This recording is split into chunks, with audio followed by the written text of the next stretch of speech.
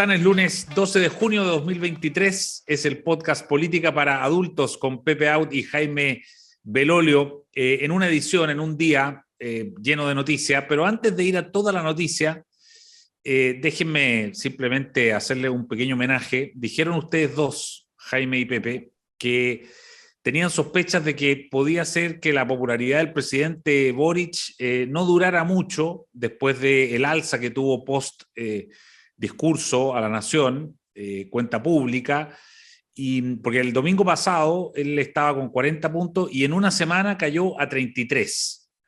Pepe, ¿por qué cayó tan bruscamente el presidente en su aprobación? Bueno, primero porque la CADEM mide la fiebre, ¿ah? Y por lo tanto la fiebre del momento.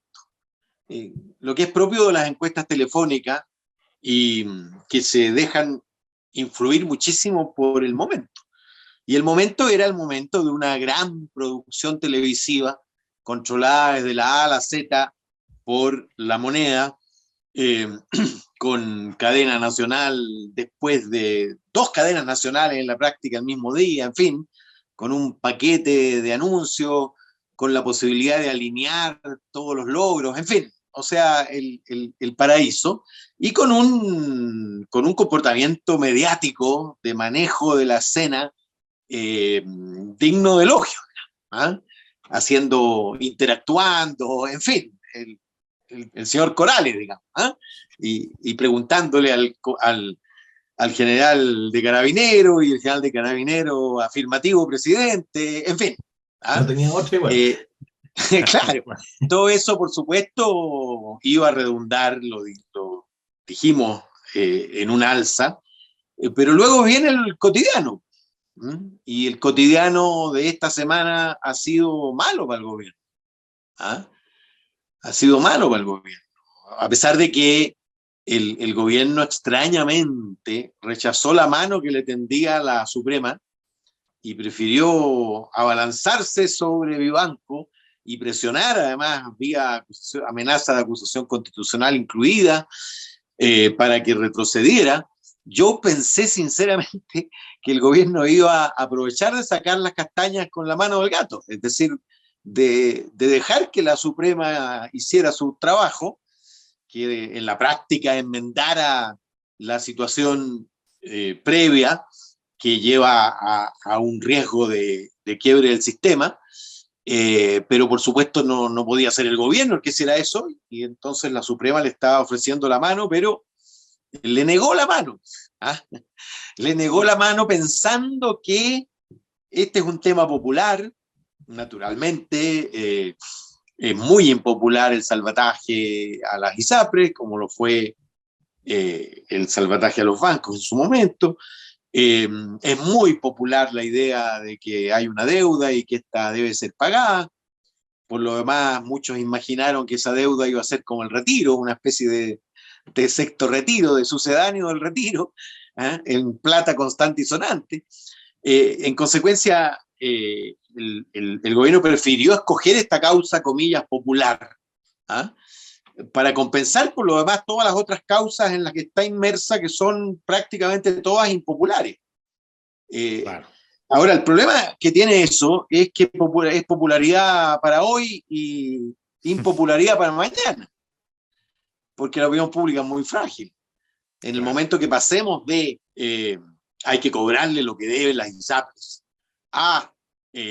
no hay condiciones para atenderme en tiempo y forma, bueno, esa opinión pública se va a volcar sobre el que haya sido responsable. Yo todavía creo que esto finalmente va a terminar resolviéndose como terminan resolviéndose todas estas cosas, chuteando para adelante con una ley corta, muy previsible, porque yo creo que frente al vértigo de la posibilidad de hacerse cargo de todos los afiliados a las ISAPRES y de todos aquellos de FONASA que se atienden en clínicas privadas, que se agolparían hacia el sistema público que naturalmente lo hemos visto, no está en perfectas condiciones para atenderlo. Pero yo creo que tiene que ver la baja con estas cosas.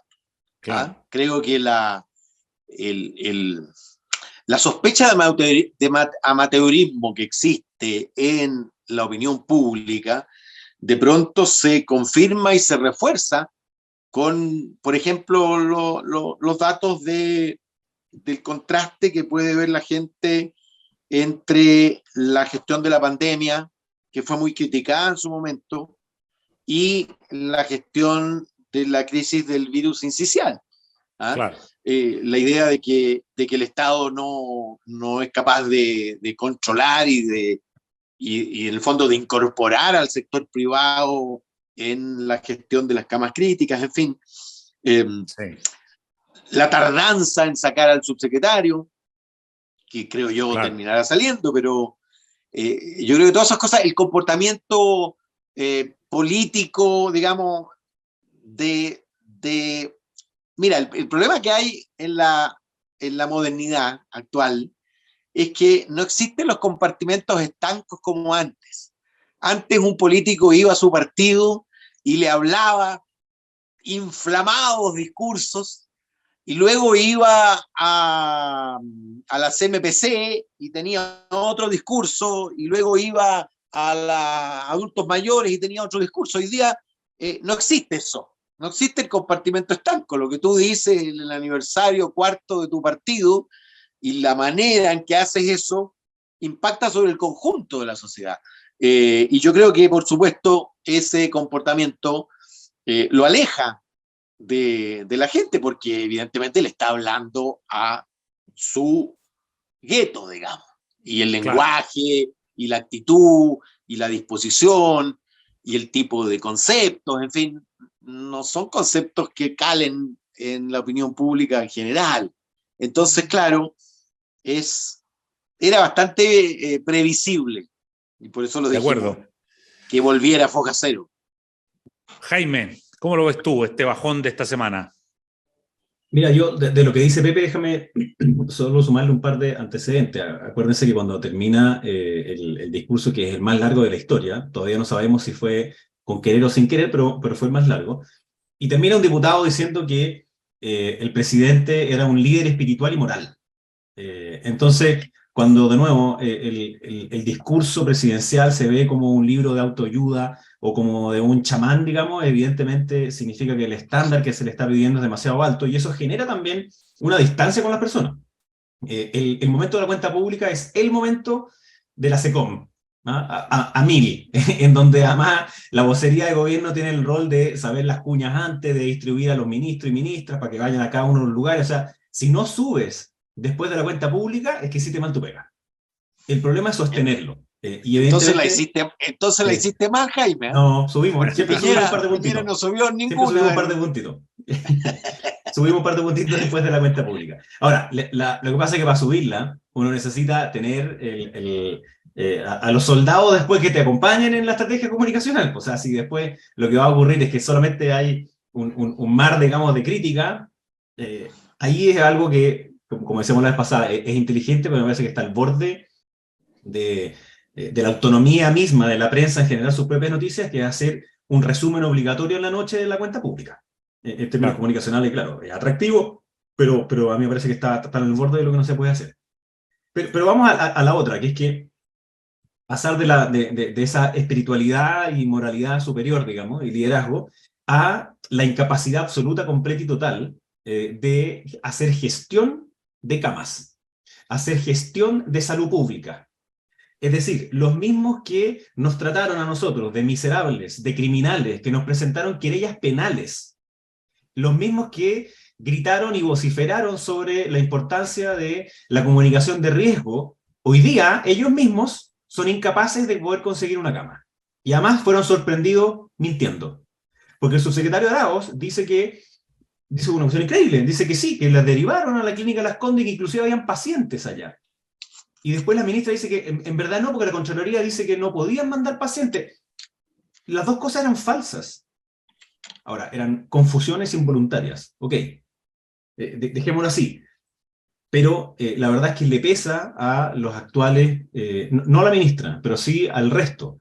Es decir, primero al subsecretario Cuadrado, y luego al subsecretario Arauz, que fueron profundamente críticos Pero más allá, mucho más allá que eso, no tengo para qué describirlo, hoy día les toca enfrentar el simple hecho, que no es sencillo, por cierto, el simple hecho de querer hacer una gestión de camas que no se hace sola, no se hace cuando uno firma el decreto, sino que se gestiona tocando puerta por puerta. Eso es lo que yo vi de los subsecretarios en la pandemia, que iban y hacían la pega textual uno a uno.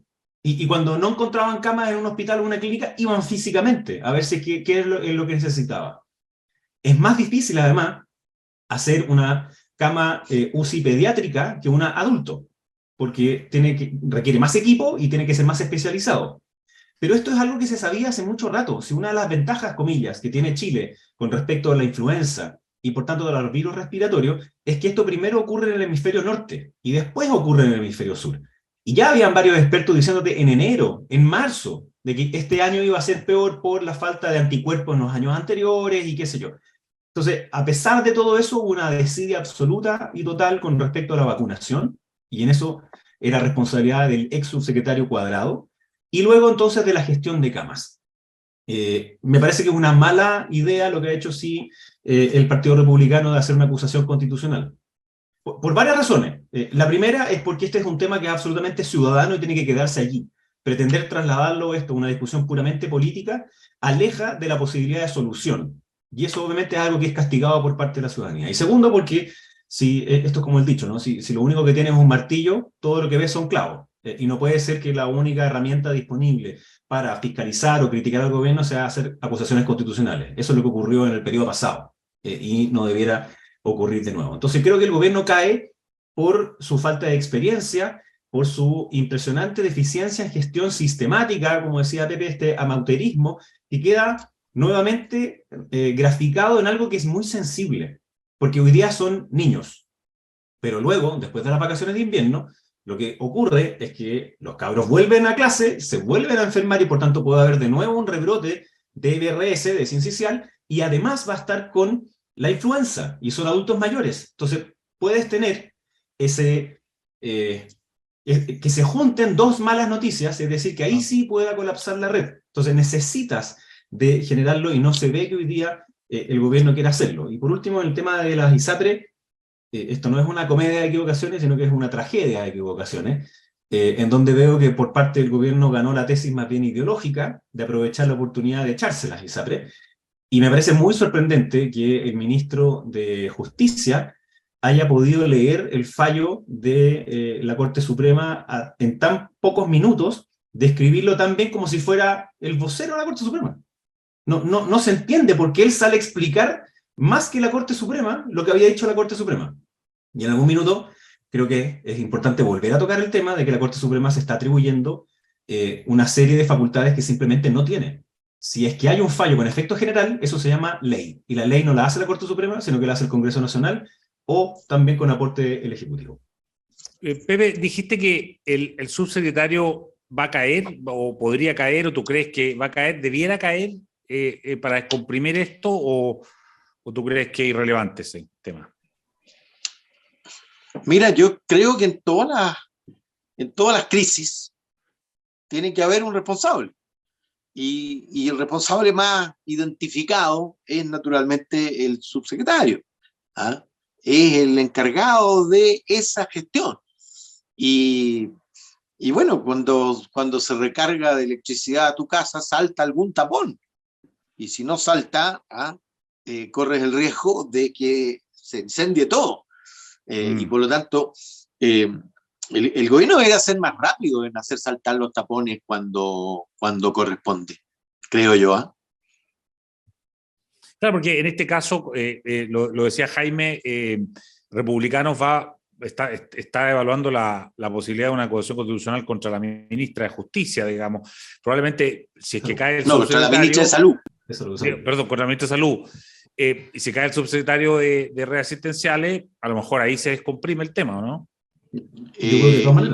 Sí, o sea, Republicanos condicionó acusación constitucional. A mí me parece un despropósito, pero lo que está haciendo es presionar por la salida del subsecretario. Del mismo modo que el Partido Comunista presionó a la tercera sala con la amenaza de acusación constitucional. Y en esto, Eduardo, yo te diría que lo que pasa cuando uno está dentro del gobierno y la oposición te pide la renuncia con tanta fuerza de un particular subsecretario o ministro o ministra, obviamente que tú no quieres ceder eso, obvio. Pero llega un momento en el cual ese subsecretario o subsecretaria o ministro o ministra pasa a ser un cacho. Y en este caso no hay ninguna duda de que el subsecretario actual, porque yo entiendo que el argumento de en la mitad de una crisis tú no quieres sacar a las personas que están a cargo, pero es que él no está a cargo. Si cuando dicen que tiene que traer un coordinador para que vea las camas de lo público-privado, ese se llama subsecretario de redes asistenciales. Entonces, si él no es capaz de hacer esa pega, es mucho mejor que se vaya. Entonces, ahí entiendo que le puede costar al presidente, porque ya lo he hecho en el pasado, como por ejemplo con el ministro Jackson, que lo debió haber sacado del gobierno, sin embargo lo mandó a otro ministerio. Y hoy día con el subsecretario no puede seguir agarrándolo o aguantándolo ahí simplemente porque tienen una previa buena opinión de él y que son cercanos. No, es que ya no, ya. Efectivamente, como dice Pepe, uno como ministro o ministra sabe perfectamente que es ese cortafuego, que para eso es tu rol. Entonces, o aquí hay alguien que, además, y perdóname esta expresión, pero cuando uno ve que él está leyendo el del teleprompter como un robot, si hubiera puesto a su imagen con ChatGPT salía mejor, en donde dice, y entonces anuncio que, y hace un espacio, y yo dije, bueno, va a renunciar. Y dice, no, voy a hacer un sumario. Pero por favor, el sumario se lo tiene que hacer a sí mismo. O sea, es ridículo lo que está haciendo. No tiene ninguna posibilidad de tener ningún tipo de autoridad bajo ninguno de las personas que hoy día están en los hospitales. Así que, o si no sale, en el fondo es como que hubiera salido igual, porque hoy día no tiene ningún tipo de liderazgo dentro de la red pública ni privada que se necesita con urgencia, y para eso necesita gente que haga la pega y no gente que simplemente hable. Oye, clarísimo. En una edición un poquito más breve hoy día, porque tenemos que grabar un poquito más tarde, pero ha quedado clarísimo y yo creo que nos queda tarea para seguir pensando. En las próximas semanas, por un viaje que me toca hacer, va a estar con ustedes Mariela Herrera, nuestra editora, quien ya ha animado este espacio en otras ocasiones. Así es que, Pepe, Jaime, muchas gracias y nos vemos próximamente. Que estén bien. Muchas gracias. Chao, que te vaya muy bien. Muchas gracias. El Líbero, la realidad como no la habías visto. Haz que estos contenidos lleguen más lejos haciéndote miembro de la Red Líbero.